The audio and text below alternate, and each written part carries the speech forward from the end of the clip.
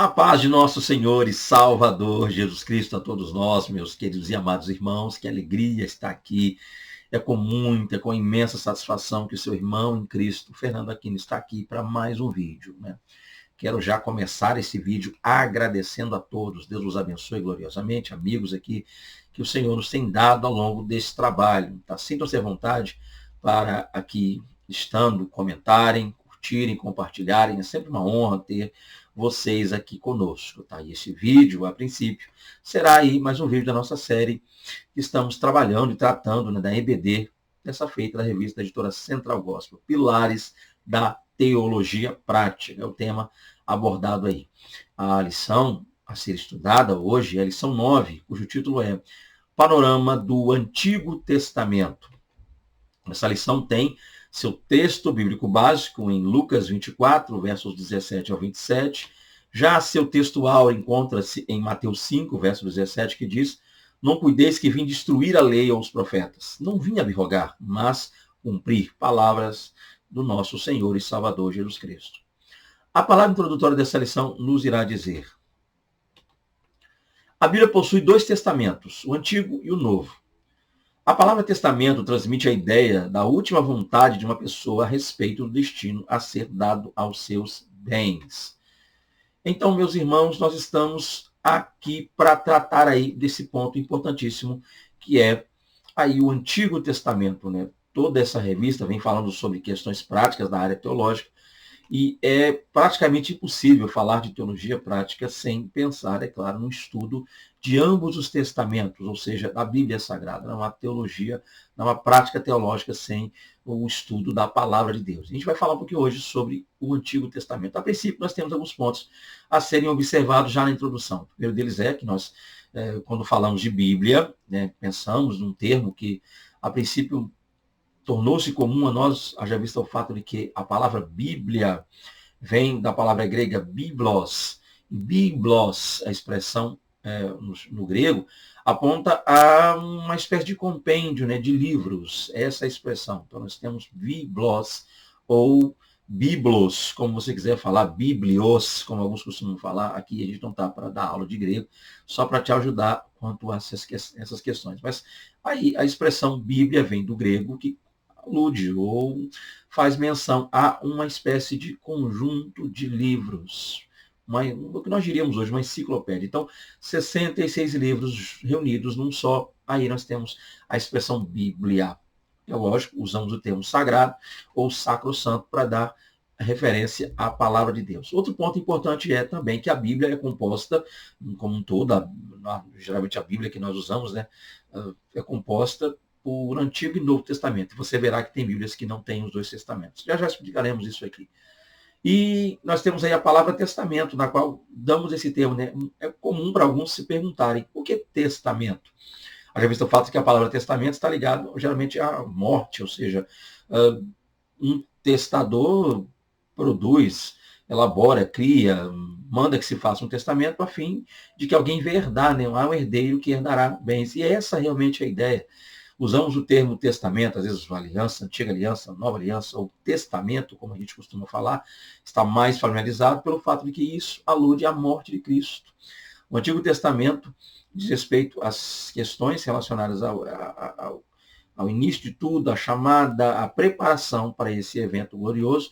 E aí o Novo Testamento nos mostra, claro, o que nós herdamos, logo a Igreja de Cristo, a partir da morte de Cristo. Isso é interessante, por isso o termo testamento, tá? Então, uma alusão clara. A divisão são dois testamentos, né? Antigo Testamento, ou Antiga Aliança, Novo Testamento, ou Nova Aliança. Porém, é bom salientarmos o fato de que há pessoas que não usam o termo Velho Testamento. Você vai perceber que está AT, ou seja, antigo, porque há pessoas que não costumam usar o termo velho, fazendo menção ou, com isso, ou pelo menos tentando passar a ideia com isso, de que o termo velho está ligado a algo que é obsoleto, algo que é transitório, algo que não serve mais para nada, como se o testamento tivesse ficado velho. Então, há quem não diga, há quem não pronuncie Velho Testamento, e sim Antigo.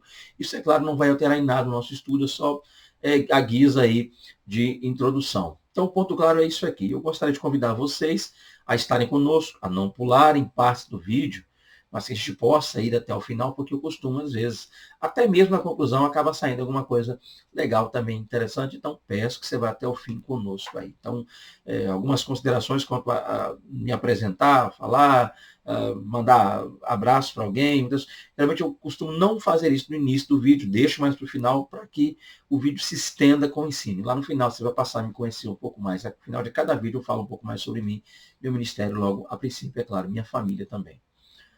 O ponto claro fica aqui, primeiro tópico diz aí, as credenciais do Antigo Testamento. Vamos entender isso? Em primeiro lugar, nós temos a autoridade do Antigo Testamento.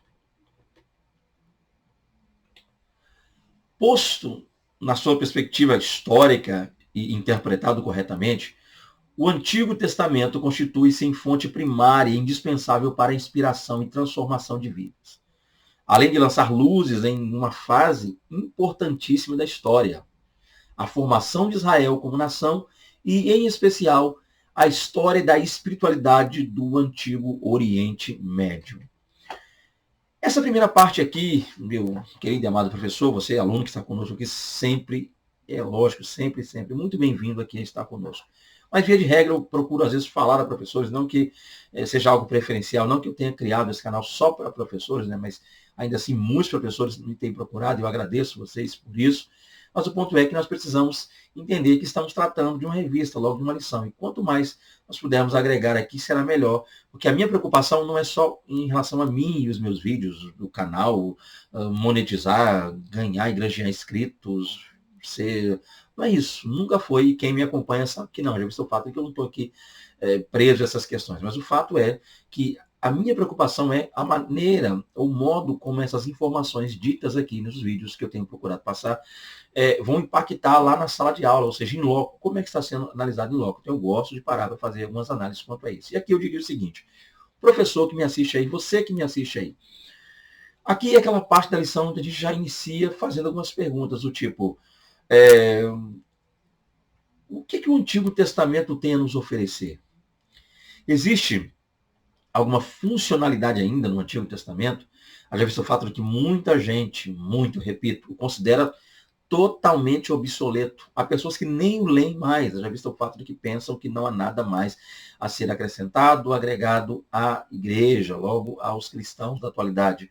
O que poderia nos oferecer de bom o Antigo Testamento? Aqui, professor, é aquela parte onde você faz essas perguntas que eu fiz, ou cria as suas perguntas baseadas nesse ponto, mas a respeito da importância do Antigo Testamento.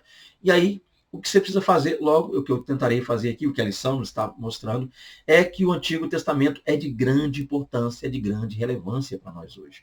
Há muito que se adquirir, há muito que se aprender, há muito que se buscar ainda no Antigo Testamento. Mas o que eu diria, ou a ressalva que eu faria aqui, e eu peço que você, professor, o faça aí na sua aula, a fim de evitar problemas futuros, é que o Antigo Testamento não é para nós uma espécie de manual no que tange questões doutrinárias. Tá? Então, poucas coisas são para nós normativas no que diz respeito à igreja. Então, as normas e regras a serem aplicadas e estabelecidas na igreja não estão, na sua maioria, no Antigo Testamento. Poucas coisas são normas, regras. Aprendemos muito com o Antigo Testamento quanto à questão ligada à moral, à história, a costumes, e outras coisas mais que eu não teria tempo para citar aqui.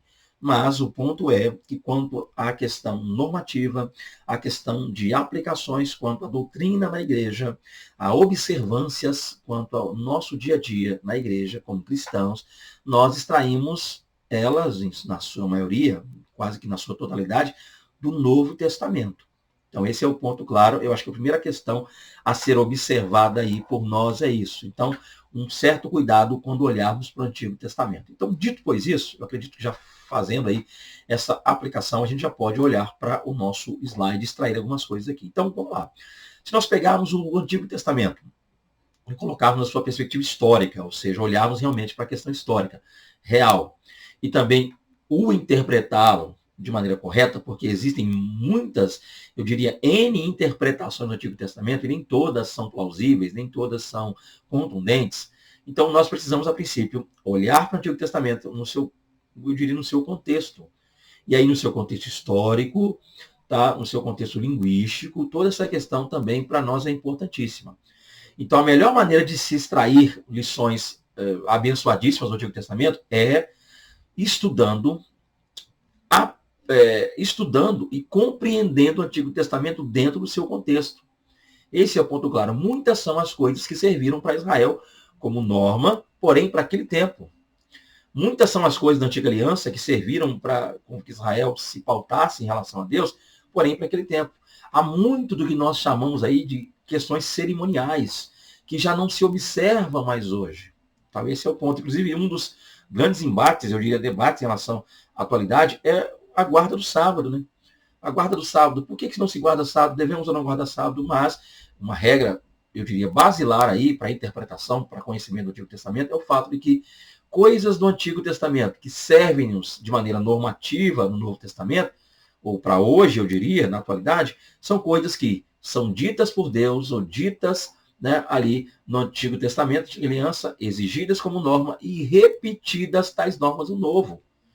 Então, a lei moral, não matar, não roubar, né, não cobiçar, todas essas questões a gente encontra várias repetições das mesmas no Novo Testamento, dando a entender que é normativo. Mas já não as encontramos, ou, por exemplo, o sábado, a gente não encontra ali no Novo Testamento como norma. A gente encontra menções de guarda no sábado no Novo Testamento, pessoas guardando, uma espécie de briga, até mesmo com Jesus, em relação a curas realizadas no dia de sábado, mas uma norma específica para a igreja, para que se guarde o sábado como dia de aliança, de concerto, uma observância quanto a ele a gente não encontra. Então, eu diria, embora tenha tomado um certo tempo aqui, mas mais para te ajudar, você, professor, aí, é que no Antigo Testamento, sim, muitas coisas existem de boas no Antigo Testamento que podemos observar hoje, porém, o Antigo Testamento não nos serve como base para doutrina, base doutrinária da igreja. De tudo que eu falei aqui, se você guardar e gravar isso aqui, eu me dou por satisfeito. A base doutrinária da igreja é o Novo Testamento. Tá? Esse é o ponto claro a ser compreendido aí. Então, outra coisa que a gente acaba também buscando no Antigo Testamento. Né? O Antigo Testamento ele tem aí, a gente já viu aqui no slide, a fonte primária indispensável para a inspiração e transformação de vidas. Então, dá para lermos o Antigo Testamento e sermos gloriosamente impactados e transformados. Muitas são as histórias e exemplos de vida que o Antigo Testamento nos dá, tanto histórias boas, com exemplos bons, com maus exemplos, como o caso de Sansão. Erros que Sansão cometeu, a gente não deve cometer. Erros que Gideão cometeu, a gente não deve cometer. Coisas boas que pessoas como... Erros como Davi, né? O erro de Davi, não posso deixar de esquecer aqui, não posso deixar de esquecer que o erro de Davi, embora já tenha passado, mas a gente nunca esquece, sempre assim. Mas o ponto claro é que o Antigo Testamento tem bons exemplos a serem seguidos e observados, e tem maus, péssimos exemplos que nós não deveremos imitar, logo reproduzir, tampouco seguir. Então tá aí a ideia clara, a melhor maneira de termos e compreendermos essa autoridade que está no Antigo Testamento é estudando da maneira correta e fazendo análises ligadas à perspectiva histórica, logo interpretá-lo corretamente, o que seria isso? Analisar o Antigo Testamento dentro do seu contexto, é o que eu diria aí. Lá nós temos pontos, fechando aqui os slides, que são interessantes. Lá nós descobrimos como se deu a formação da nação de Israel, desde o chamado de Deus na vida de Abraão, capítulo 12, né? Sai da tua terra, sai da tua parentela, sai da casa de teu pai, vai para uma terra que eu ia te mostrar. E ali as promessas feitas a Abraão, fartei uma grande nação, abençoarei, engrandecerei o seu nome, tu serás uma bênção. Todos aqueles que te abençoarem serão abençoados, os que ousarem te amaldiçoar certamente serão amaldiçoados, porque em ti, sim, em ti, Abraão, serão benditas todas as famílias da terra. Então, o início de tudo isso, Abraão, que por conseguinte se estende em Isaac, vai também a Jacó e seus filhos, né? Rubem, Simeão, Levi, Judá, Dan, Naftali, Gad, Azé, Issacar, Zebulon. Aí os filhos de José, né? Por conseguinte, é claro, o Benjamim ou Benjamim, que seria o último, filho da mão direita, filho da destra. E aí nós temos a história da espiritualidade do Antigo Oriente Médio, toda essa questão envolta a cultos, vemos ali o paganismo, vemos ali também muitas questões ligadas à origem da religião, à origem de tudo. Então o Antigo Testamento é para nós uma fonte de lições preciosíssimas, contanto que a gente não queira aplicar nas nossas vidas hoje ou em nossas igrejas, denominações, questões que não são normas para a igreja, que não estão pautadas naquilo que Deus deu para a igreja logo no Novo Testamento, a partir da morte e, é claro, da ressurreição de Cristo e a descida do Espírito Santo no dia de Pentecostes. Dito pois isso, e peço perdão por ter travado quase 14 minutos nesse primeiro subtópico, mas para te ajudar aí, acredito que vai ser muito bom. 1.2, a importância do Antigo Testamento. Vamos lá. E aí nós temos alguns detalhes que precisam ser observados. Sua importância alicerça-se sobre os seguintes motivos. Vamos lá. E eu tirarei minha imagem para ficar mais fácil. Ele apresenta um panorama completo do caráter e dos propósitos de Deus, bem como sua obra salvadora da história. Então aqui já está mais que explicado, né? Um pouquinho do que eu já falei. O Antigo Testamento te dá aí uma espécie de um panorama completo. Ou seja, ele te faz conhecer mais acerca de Deus, o caráter de Deus, os atributos de Deus e dos propósitos de Deus em relação ao ser humano, logo a raça humana. Tudo isso nós passamos a conhecer aí. Outro ponto importante também está aí. Ele possui um rico repositório de experiência humana universal, não encontrado em qualquer outra literatura. Outro ponto importante também está aí, é que a gente passa a conhecer, nessa imensidão, essa vastidão que é o conteúdo do Antigo Testamento, um pouco a respeito da história da humanidade, de uma maneira plena e bem interessante. Então, é isso que a gente passa a perceber de maneira clara e específica, que qualquer outro livro que nós lemos aí em toda a nossa vida, a gente nunca vai encontrar um conteúdo, um compêndio tão interessante acerca da raça humana, acerca da criação, acerca da propagação da raça humana, acerca da expansão da mesma em redor do mundo aí, do que na Bíblia. A gente só vai encontrar essas questões aí na Bíblia Sagrada. Isso também é para lá interessante. Outro ponto importante, né, o Antigo Testamento ele oferece um corolário de fatos históricos, poemas, provérbios e profecias que formam a base de ensinos para entendimento completo da fé cristã. Outro exemplo também muito interessante, que a gente passa a perceber aí, lendo, né, o Antigo Testamento, é que a gente acaba descobrindo uma questão de fatos históricos, que a gente passa a ter um acesso bem interessante a uma forma literária bonita e bela, que é a poesia hebraica. A gente passa a conhecer adágios e provérbios que a gente, então, não conheceria se não fosse o Antigo Testamento. Então, é interessante que a gente passa a ter, a partir do mesmo, uma base clara quanto ao ensino naquela época, né? Um ensino que se tornou, sim, base para o ensino hoje aplicado na fé cristã. Por fim, nós temos também que no Antigo Testamento, né, nele se enraiza o ensino sobre o amor de Deus, o seu plano de redenção da humanidade. Então, a gente passa a conhecer mais sobre os propósitos, logo, projeto, o plano de Deus em relação à raça humana. E, por fim, ele traz em si o poder de transformar o ser humano. Né? Aí uma lição para lá de abençoada, o fato de que um livro escrito há tanto tempo, né, numa língua ou em línguas que até então muito distante das línguas praticadas e faladas por nós hoje, mas que trazem mensagens tão atuais. Né? Isso é importante. Aqui o que nós temos aqui é só para aplicar, e aí, por si só, eu acho que não tem muito a acrescentar nessa parte, é o fato de que cada questão lida, você, professor, que estará ministrando aí, tem por si só já uma resposta. Né? A gente lê e não é algo que se leia e se explique cada um desses pontos ditos no subtópico ponto 2, mas é algo que a gente lê e passa aos alunos, único e tão somente como informação.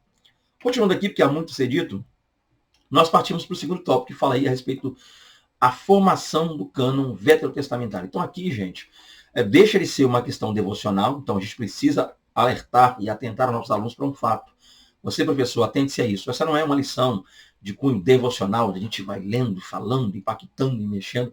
É uma lição muito técnica, pelo fato de nós estarmos trazendo nela informações concernentes à preparação, né, da Bíblia em si. Então, a estruturação da Bíblia, como ela é, como conhecemos hoje. Então, para alguns pode soar como estranho, diferente. Nós não estamos familiarizados em escola bíblica dominical, em EBD, trazemos questões tão técnicas. Então, elabore uma forma, crie um meio, uma didática da qual, se fazendo valer da mesma, seus alunos possam compreender a sua linguagem, a maneira como você vai falar. Então, partamos para isso, a formação do cânon veterotestamentário. Lembrando que vétero é da ideia de antigo, logo, no Antigo Testamento. E aí nós temos a produção do Antigo Testamento. Vamos ler?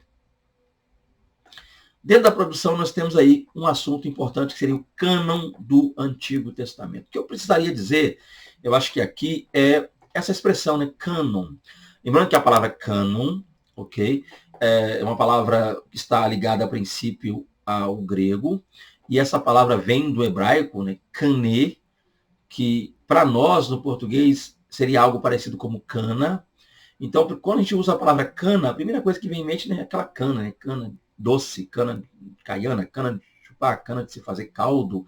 Mas a ideia é essa mesmo, uma espécie de bambu com gomos, muitas vezes de dimensões, tamanhos parecidos, e se usava essa cana ou essa vara de medir, esse bambu, para se fazer medidas. Então, esse termo cana, ou cânon, ou canê do hebraico, dá a ideia de quê? Dá a ideia de medida. Regras de medida. Naquele tempo havia muitas regras de medida, né? Palmo, polegada, existia essa questão do côvado. Então, uma das formas de se medir, naquele tempo, cordel de medir, então uma das formas de se medir era através do canê, ou da cana, vara de medir.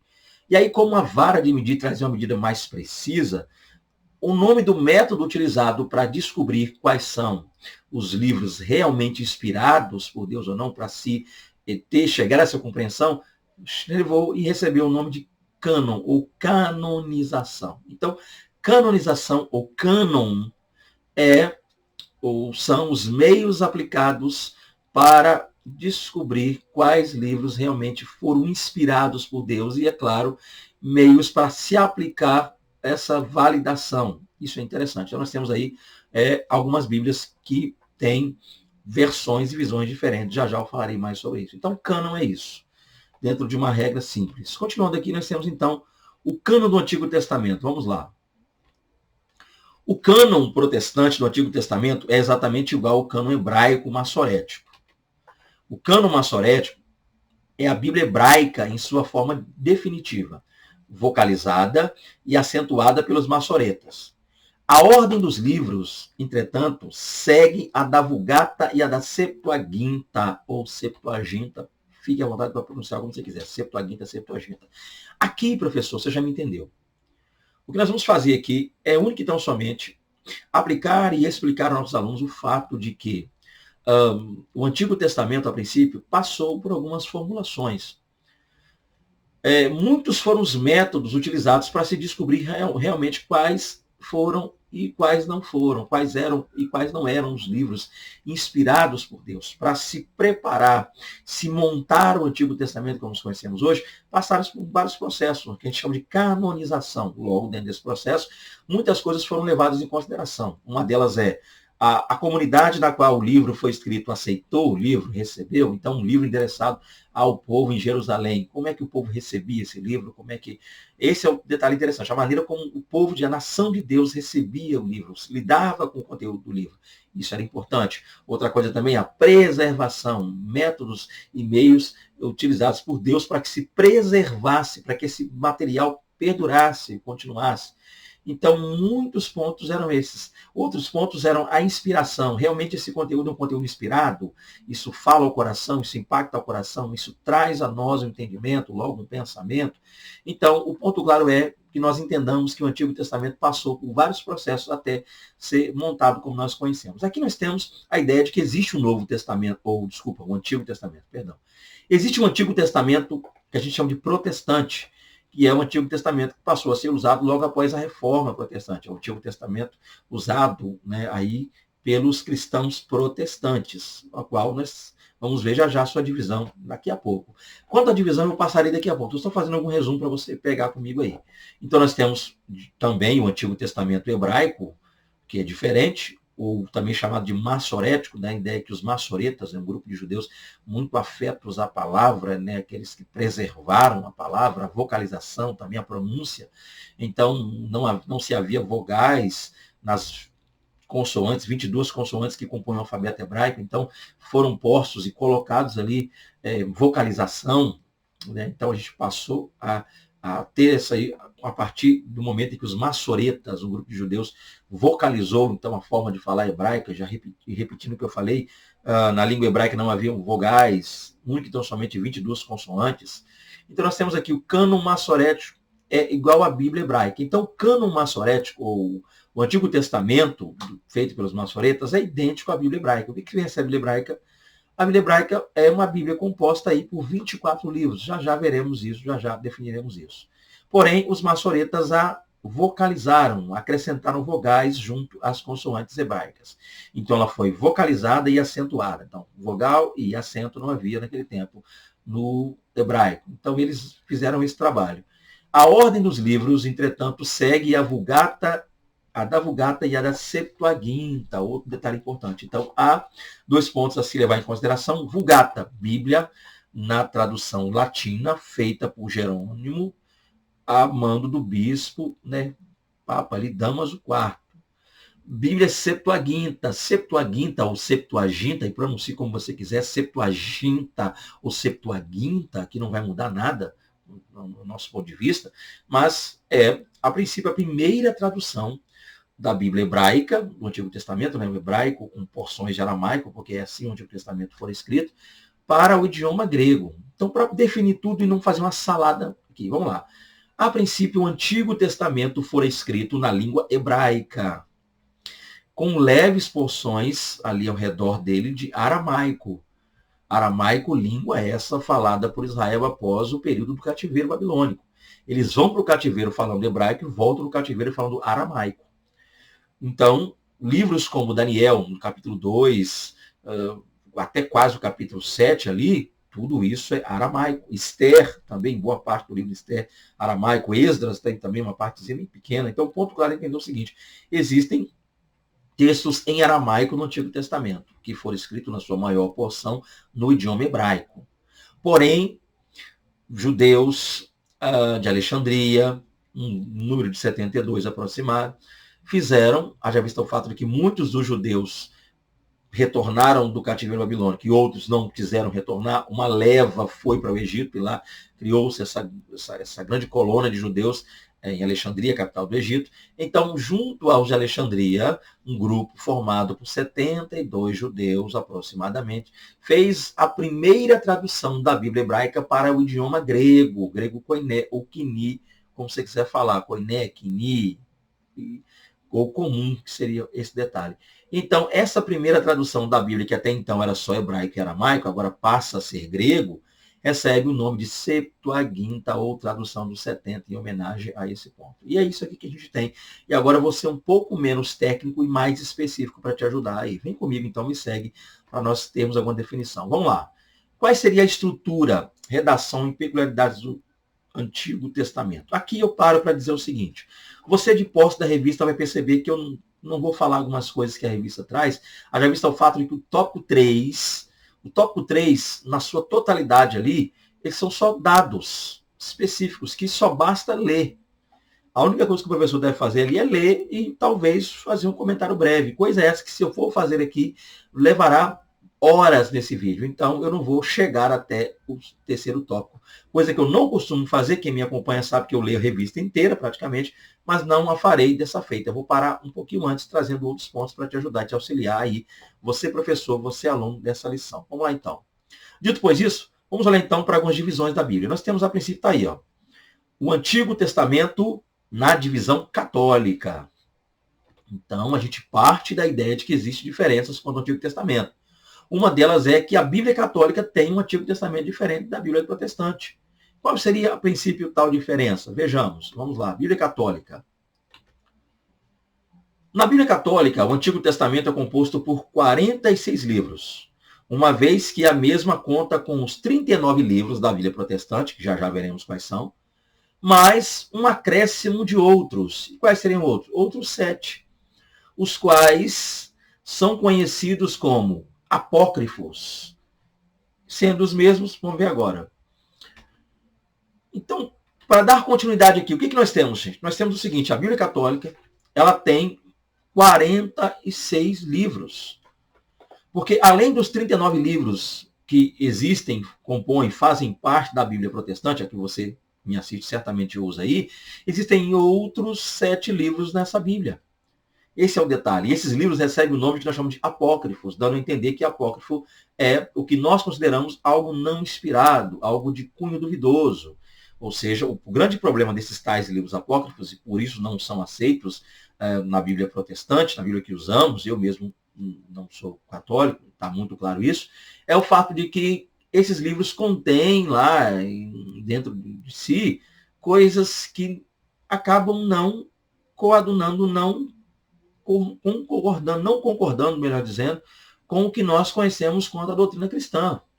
Então, há orações a mortos, né, pedidos a mortos, orações por mortos e orações para mortos, há a esmola como regra para a salvação, há uma série de coisas que se ensina nesses livros, que são ditas em tais livros tidos como apócrifos, que nós, então, na igreja cristã, não assentamos, não recebemos, pelo menos nós protestantes não entendemos que não.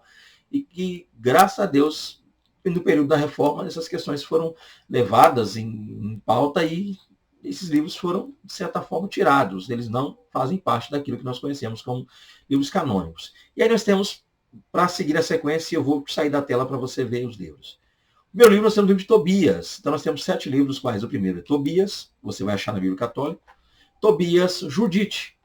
Primeiro, Macabeus, que é um livro muito histórico. Segundo, Macabeus, que fala da revolta dos Macabeus, né? Matatias Macabeus, Judas Macabeus, uma família que se revoltou contra o ataque contra Israel. A Sabedoria de Salomão, ou só Sabedoria. E temos o livro de Eclesiástico e, por fim, o livro de Baruque. Baruque sendo esse aí o secretário escrivão ou amanuense do profeta Jeremias. Inclusive, teria sido Baruque quem escreveu o livro de Jeremias. Já pensou o fato de que Jeremias ditou e entendemos que Baruque, como escrivão secretário, os tenha escrito. Né? Uma breve lida em Jeremias 36 vai te ajudar a contar isso. Leia Jeremias 36 e 37, você vai passar a entender melhor isso aí.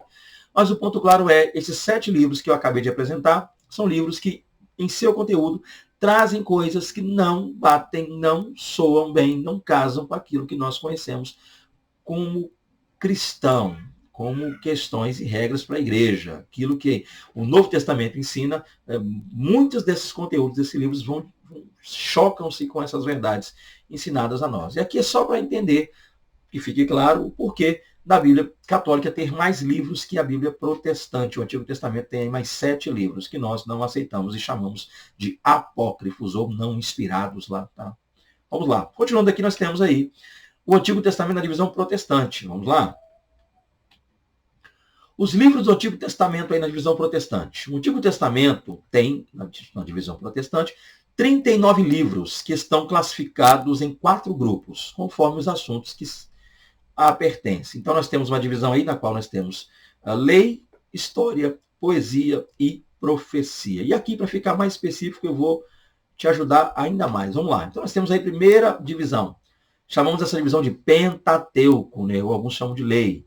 E aí nós temos 5 livros, os quais Gênesis, Êxodo, Levítico, Números e, por fim, Deuteronômio. Pentateuco, que é o nome que nós damos, ou lei, que é a primeira porção da Bíblia, Antigo Testamento protestante. Segunda porção, nós temos aí os chamados livros históricos, porque, como o nome já diz, tratam, narram, detalham-nos questões ligadas à história de Israel. Por isso, herdam o nome de históricos, os quais nós temos Josué, Juízes, Ruth, 1 Samuel, não confunda 1 Samuel aí, você que me assiste, com 1 Samuel, tá?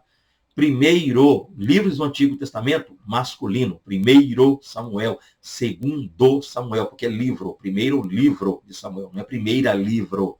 Não se diz primeira livro de Samuel, segunda livro de Samuel, não. 1 Samuel, 2 Samuel, logo 1 Reis, 2 Reis, 1 Crônicas, 2 Crônica. Esse aqui é o livro que a gente mais erra. Todo mundo fala 2 Crônicas.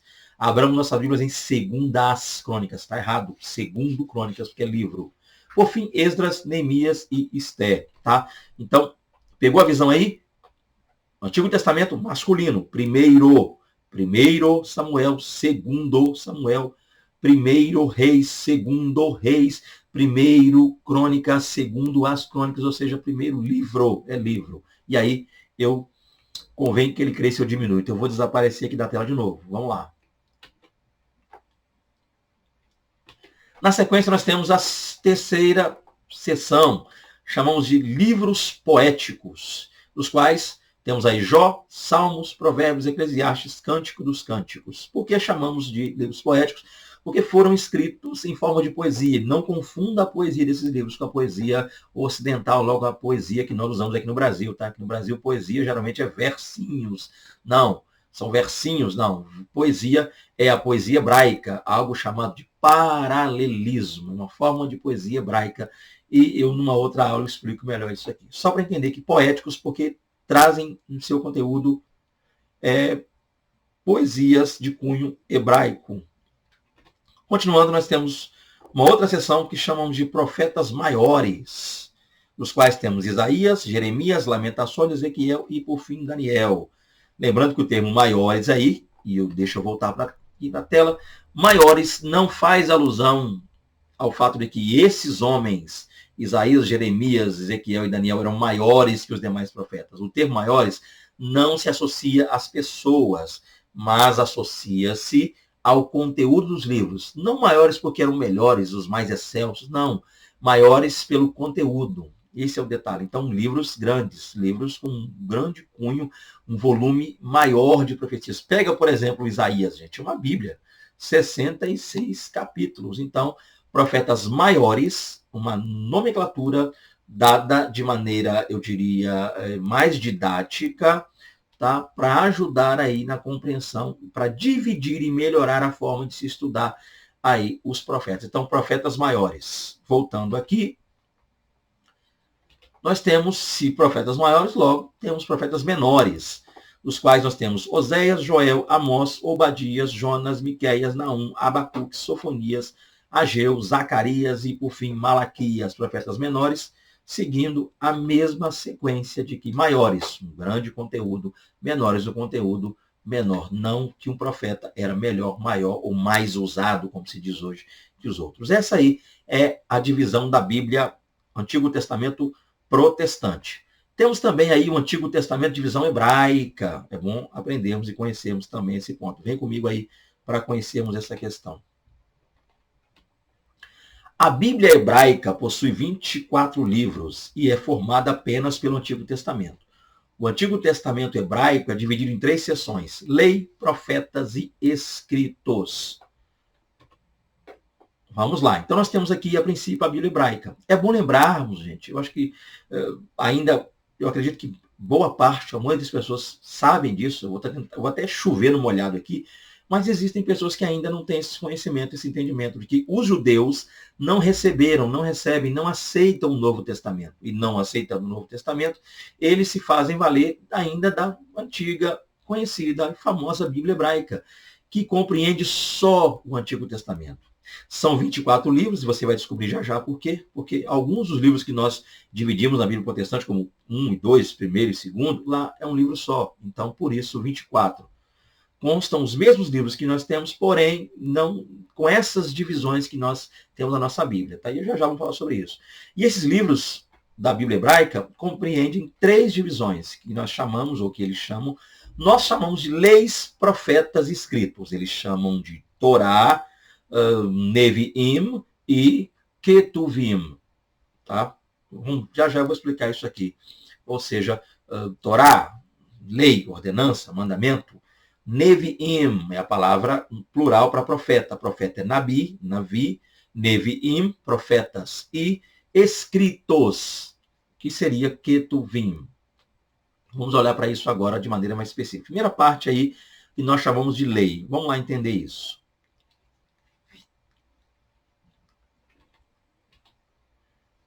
A lei, e aqui, gente, eu vou sumir da tela de novo, só para você ver. Você me ouve aí, não precisa você me ver, me ouvindo você vai entender que o principal é isso.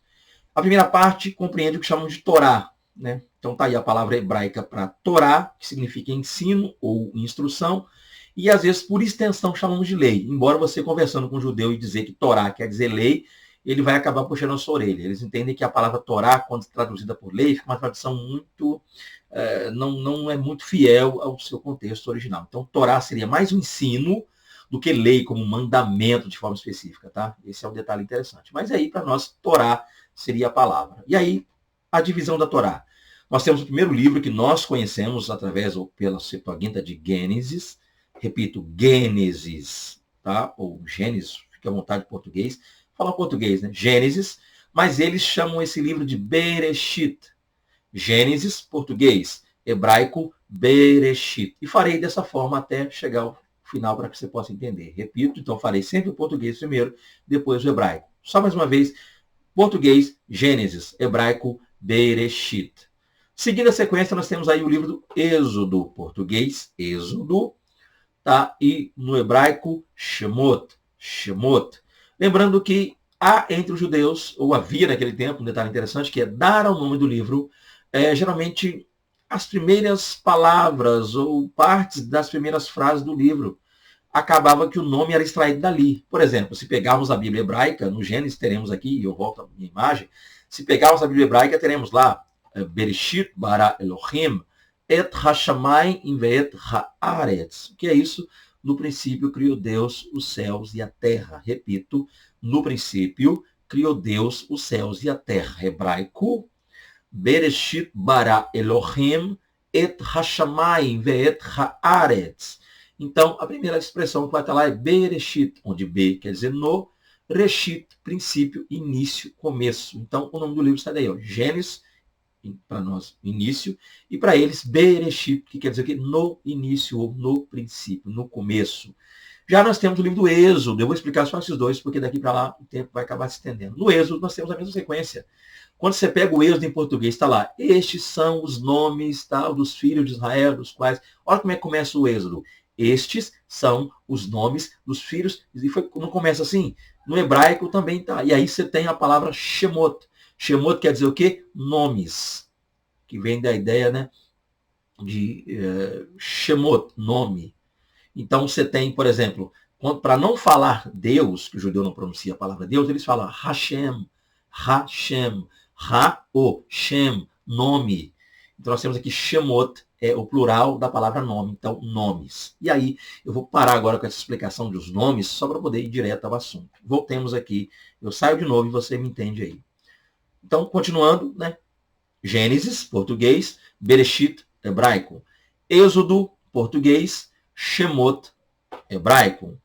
Levíticos, português, Vaikra, hebraico. Repito, Levíticos, português, hebraico, Vaikra. Números, português, e no hebraico, Bemidbar, tá? Ou Bamidbar. Bamidbar, Bemidbar, na ideia de no ermo, no deserto, Bamidbar, números, português, do qual vem do grego aritmoi, aritmoi, números no grego, português, números, grego, aritmoi, hebraico, Bamidbar, e nada tem a ver a tradução, porque a palavra, ou a expressão Bamidbar, ou Bemidbar do hebraico, não se traduz como números, mas se traduz como no ermo ou no deserto. Seguindo a sequência, então, números, português, Bemidbar, hebraico. Fala mais devagar para você poder pegar a pronúncia. Deuteronômio, português. Devarim, Devarim, Devarim, tá? Devarim, no hebraico, tá? Que quer dizer palavras. Essa é a primeira parte. Segunda parte, nós temos aí a parte que diz respeito aos profetas. Vamos lá para a segunda parte? Segunda parte aí, profetas. Vamos ver. Hebraico. Esta coleção, né, inclui livros que vão desde a saída do Egito e consecutiva entrada na terra de Canaã até o cativeiro babilônico. Então a segunda parte é a parte dos profetas, livros tidos como profeta. E aí você vai ter algumas surpresas de cara para quem não conhecia. Vamos ver as surpresas? Primeiro livro dos profetas aí, ó, Josué. Na nossa Bíblia em português, Josué não aparece como profeta. Josué aparece como livro histórico, porque narra, traça a história da entrada na terra da promessa. Mas na Bíblia hebraica, Josué está lá como profeta. Então, Josué, aí no livro profético. Vamos lá.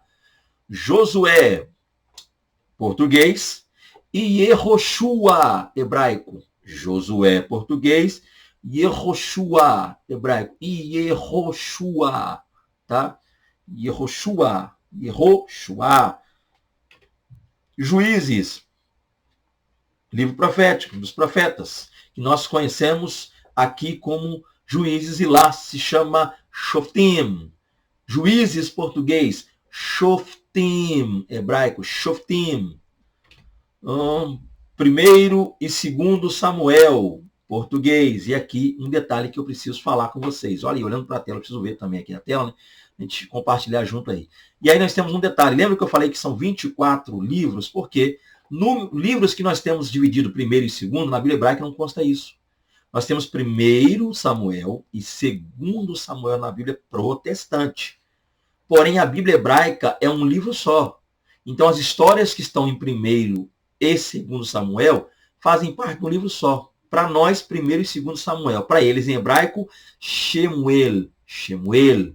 Tá? Deixa eu ficar do lado aqui falando, depois eu coloco a imagem inteira e vou explicando melhor. Vamos mudar aqui o sistema. Então, 1 e 2 Samuel, português.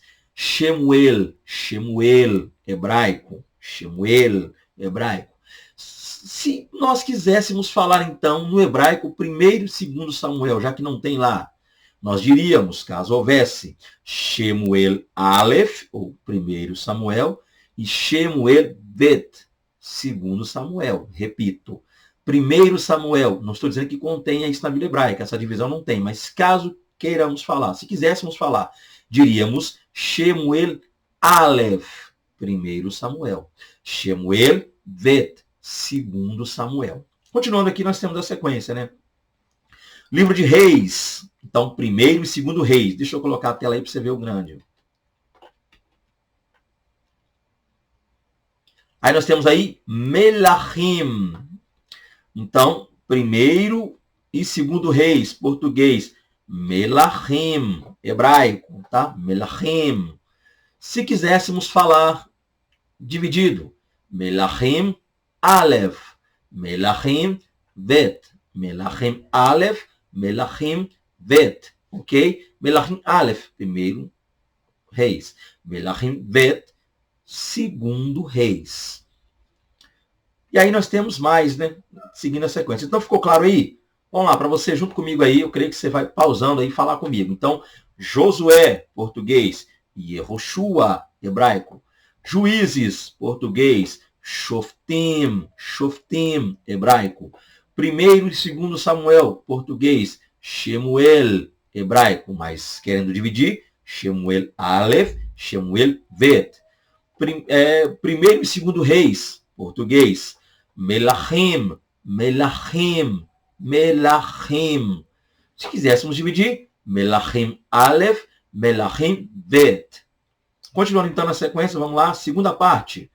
Nós temos aí o profeta Isaías, português Isaías, hebraico aí, Yeshayahu, Yeshayahu, Yeshayahu, Yeshayahu, tá? Yeshayahu, Isaías, repito, Isaías, português, Yeshayahu, hebraico. Jeremias, português, Yirmiyahu, Yirmiyahu, hebraico. Isaías, Yeshayahu. Jeremias, Yirmiyahu, hebraico. Ezequiel, português, profeta Ezequiel, muito citado. Hebraico, Yehezkel, Yehezkel, Yehezkel, Yehezkel. Então nós temos aí, seguindo a sequência, profeta Isaías, Yeshayahu, profeta Jeremias, Yirmiyahu, profeta Ezequiel, Yehezkel, Yehezkel. Continuando, nós temos aí o profeta Oséias, também outro muito famoso e citado. Tá? Deixe-me, com licença, limpar os olhos. Profeta Oséias, do hebraico Roshea, português Oséias, hebraico Roshea, Roshea, Roshea.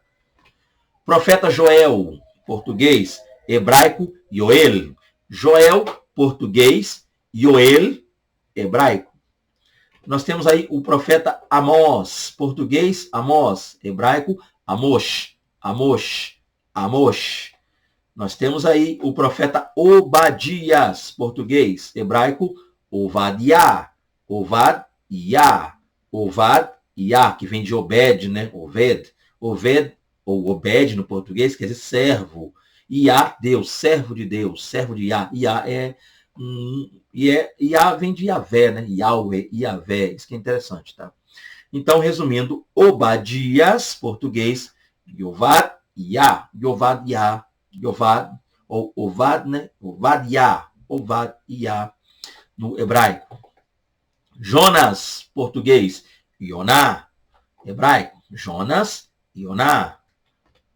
Miqueias, português, hebraico, Michá, Michá, Michá. Naum, português, hebraico, Nahum, Nahum, Nahum. Abacuque, português, hebraico, Havakuk, Havakuk, Havakuk. E aí, na sequência, repetindo, tela cheia para você ver aí.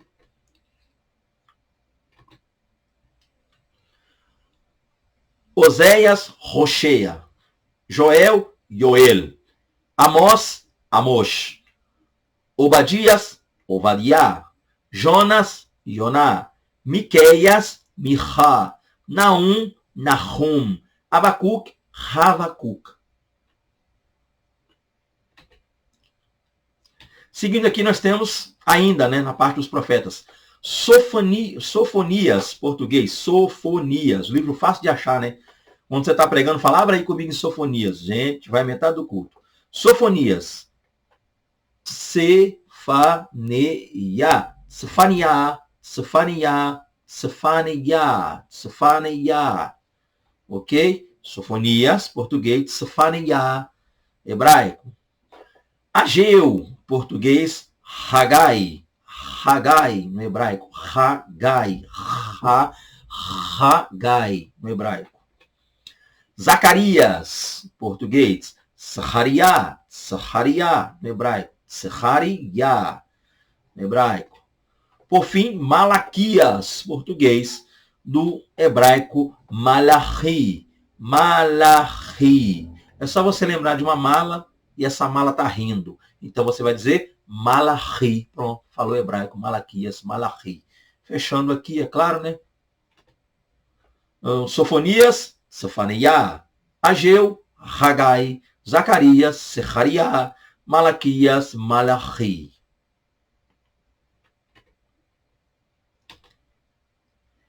Aí nós temos terceira parte da Bíblia hebraica, que são os escritos. Lembra que são 3 partes? Lembrando lá, primeira parte, Torá, que nós chamamos aí, Torá. E a segunda parte nós temos Neviim, que são os profetas.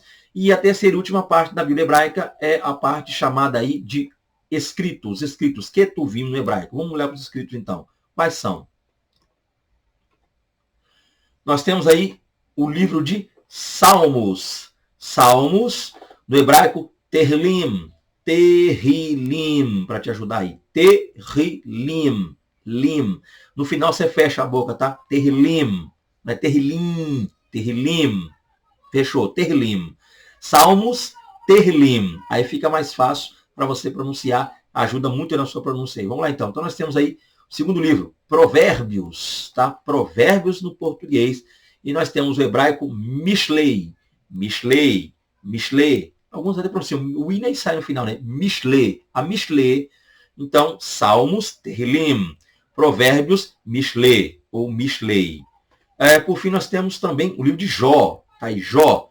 Do hebraico, Iob. Jó, português, Iob. Iob. Fechou a boca. Iob. No final, Iob. Iob, Jó. Salmos, Terrilim. Provérbios, Mishlei, Jó e Iob. Temos também aí o livro de Cântico dos Cânticos, e aqui vale uma ressalva. Qual? O fato de que esse livro não se chama Cantares, também não se chama Cantares de Salomão, mas o correto é Cântico dos Cânticos, tá? É claro que isso não vai mudar nada. Se você vê ali escrito Cantares de Salomão, pronuncia assim, ou se você vê Cantares, mas o correto, só para você ter noção, para quem não sabia, acredito que a maioria já sabia disso, estou chovendo uma olhada aqui, mas inicialmente o nome desse livro nunca foi Cantares ou Cantares de Salomão.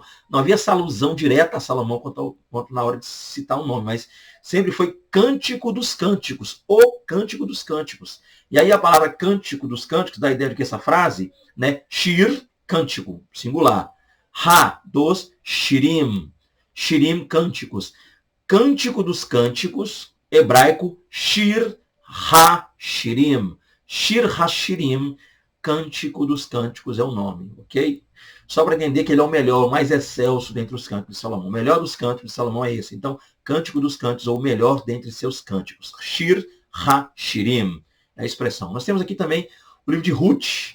Muito comum, né? Ruth. E aí quase se assemelha. A pronúncia português, em português já dá ideia para o hebraico. Ruth, no português, Ruth. Ruth. Só sumir com E. Ruth, hebraico. Temudo. Ruth, português. Ruth, hebraico. Lamentações. Livro de Lamentações. Nós chamamos de Lamentações de Jeremias, né? Lamentações, que no hebraico é a expressão Eihá, Eihá, Eihá. E a expressão Eihá, que é o nome do livro, é uma pergunta. E a pergunta é como? É, por exemplo, quando acontece algo inesperado a nós, algo que a gente nunca imaginaria que acontecesse, qual é a nossa reação? Ué, como aconteceu isso? Como? Eu estou assim, estou perplexo. É uma expressão que se fala na hora da perplexidade. Como que isso pode acontecer? Ou seja, é Israel dizendo, é Jerusalém dizendo, como que Nabucodonosor entrou? Como é que destruiu tudo? Como que acabou com o tempo? O povo ficou assim, ó, como? E aí o nome do livro está no hebraico. Ra, como? É uma pergunta, como? Mas é um como assim, de perplexidade. Então o nome do livro é esse. Não é Lamentações, mas sim de Jeremias, mas Ra no hebraico. Como? E aí nós temos também o livro de Eclesiastes, que no seu contexto hebraico é chamado de Kohelet. Kohelet. Kohelet. Kohelet. Tá?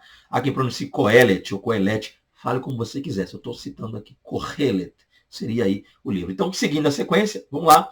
Salmos, Tehelim, Provérbios, Mishlei, Jó e Iov, Cântico dos Cânticos, Shir Hashirim, Ruth, Lamentações, Ra, e por fim, Eclesiastes, Kohelet. Seguindo a sequência, nós temos o livro de Esther, da qual Hadassah recebe o nome de Esther, e o livro é desse nome. Português, Esther. Hebraico, Esther. Esther, Esther, Esther. Tá? Português, Esther. Hebraico, Esther. Nós temos o livro de Daniel. Daniel, português. Hebraico, Daniel. Daniel.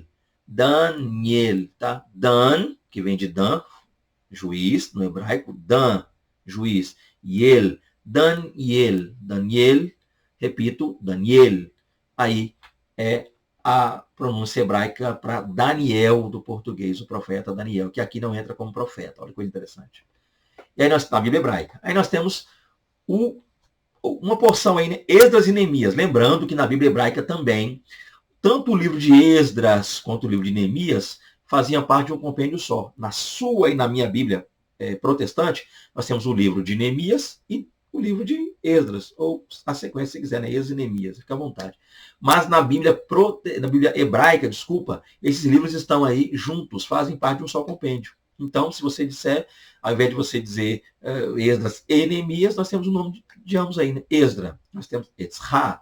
Esdras, português, Esdras, hebraico, Etzra. Etzra. E nós temos o livro de Neemias, português, hebraico, Nehemiah. Nehemiah ou Nehemiah. Nehemiah. Tá? Nehemiah e Etzra. Etzra, Esdra, Nehemiah, Neemias. Seguindo com a sequência, nós temos aí o livro de 1º e 2º Crônicas. Repito, esse aqui é o livro que mais nos faz falar estranho. Né?